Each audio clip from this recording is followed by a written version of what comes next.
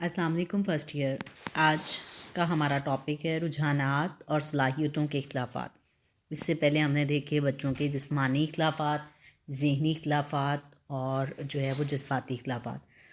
तो इसी तरह बच्चे अपने रुझानात और सलाहियतों की वजह से भी एक दूसरे से मुख्तलिफ होते हैं और इनके ये इख्तिलाफ़ात उनकी तालीम पर भी असर डालते हैं। अब ये यकीनी तौर पर तो नहीं कहा जा सकता कि ये इख्तिलाफ़ात मौरूसी हैं, पैदाइशी हैं या माहौल के बायस हैं। दोनों चीज़ों का ही कुछ ना कुछ असर है कि माहौल के तहत भी बच्चे रुझान और जो है वो कुछ चीज़ों कुछ मज़ामीन की तरफ ज़्यादा रखते हैं और कुछ की तरफ कम, और कुछ जो है वो ये चीज़ें उन्हें वरासतन भी मिलती हैं। तो इसलिए बच्चे लेकिन बहरहाल माहौल से हैं या वरासत से, लेकिन तालीम पर असरानंदाज ज़रूर होते हैं। और बच्चे तालीम में उस वक्त ज़्यादा दिलचस्पी लेते हैं जब उनके रुझान और सलाहियत को मद्देनज़र रखते हुए जो है वो उन्हें तालीम दी जाए। और अगर इसके बरखिलाफ़ करने की कोशिश की जाए तो पहली बात तो ऐसी तालीम में कामयाबी के इम्कानात बहुत कम होते हैं, और किसी हद तक कामयाबी हासिल हो भी जाए तो सख्त मेहनत और कोशिश के साथ साथ ज़्यादा तवज्जो भी दरकार होती है। यानी बच्चे के लिए तालीम जो है वो दिलचस्प सरगर्मी की बजाय एक बोझ बन जाती है। इसके बरक्स अगर उनके रुझान और सलाहियत के मुताबिक तालीम दी जाएगी, ज़्यादा दिलचस्पी लेंगे, कम वक्त में कम मेहनत से भी उनके बेहतर नताइज हासिल हो जाते हैं। और तलबा जो है वो रुझान और सलाहियत में बाकी चीज़ों की तरह एक दूसरे से मुख्तलिफ होते हैं। इसलिए बाज़ तलबा जो है वो साइंस के मज़ामीन में दिलचस्पी रखते हैं, कुछ को कॉमर्स में दिलचस्पी होती है, और कुछ फ़नून लतीफ़ा अदब आर्ट्स के मज़ामीन में दिलचस्पी रखते हैं। तो इसलिए अगर उन्हें उनकी मर्ज़ी के मज़ामीन का इंतख़ाब करने का हक़ दिया जाएगा तो वो ज़्यादा दिलचस्पी के तहत जो है वो तालीम जारी रखेंगे। इसके बरक्स अगर किसी मजबूरी के तहत या वालिदैन की मर्ज़ी से उन्हें कुछ मज़ामीन पढ़ने पड़ें तो इसमें वो दुश्वारी भी महसूस करते हैं, मुतमईन नहीं होते, नतीजतन कामयाबी का हसूल भी जो है वो मुश्किल हो जाता है। और हमारे यहाँ अमूमन ऐसा होता है कि बच्चों के इन इख्तिलाफ़ात को अहमियत नहीं दी जाती, तालीम अमूमन उनकी सलाहियतों के बरक्स जो है वो उन्हें दी जा रही होती है।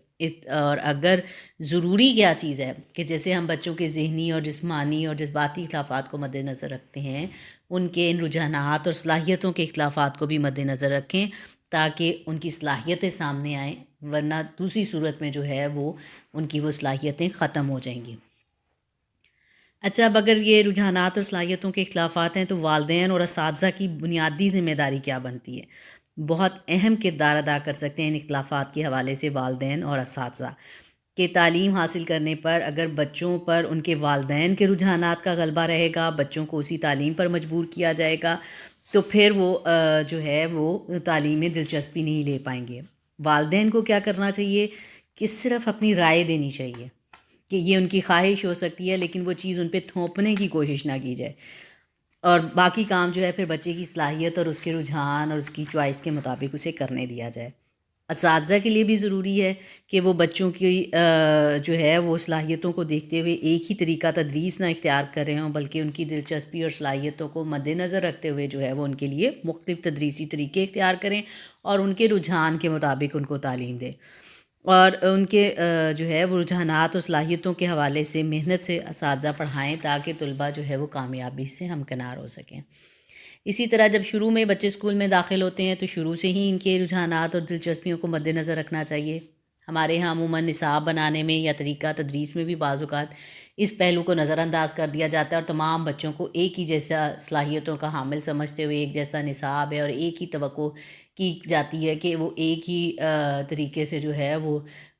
तालीम में कामयाबी हासिल कर सकेंगे।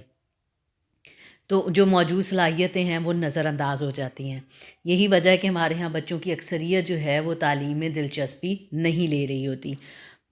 और जो है वो ख़ास तौर पे जब अहम मरहला जो है वो मैट्रिक में आता है, 9वीं जमात में, जब बच्चों ने जो है वो मज़ामीन, क्योंकि उससे पहले मिडल तक तो जो है ना वो कंपल्सरी सब्जेक्ट्स ही होते हैं, लेकिन 9th में जब आके बच्चों को सब्जेक्ट्स चूज़ करने पड़ते हैं और उन्हें खुद ही भी जो है वो इतना कोई अपने रुझानात का नहीं पता होता, साइंस आर्ट्स या कॉमर्स वगैरह का, तो फिर वो वालिदैन की जो है वो खुशनुदी को अहमियत दे रहे होते हैं कि वालिदैन उन्हें जो कह रहे होते हैं, जिस चीज़ की तरफ मजबूर कर रहे होते हैं। तो बाज़ औक़ात बच्चे का रुझान और सलाहियत वो नहीं होती, लेकिन जो है वो वालिदैन की ख्वाहिश के मद्देनज़र वो सब्जेक्ट्स रख लेते हैं اور مجبور ہو کر تعلیم جاری رکھتے ہیں، جس سے بعض اوقات ان کے کئی سال جو ہے وہ ضائع بھی ہو جاتے ہیں۔ اگر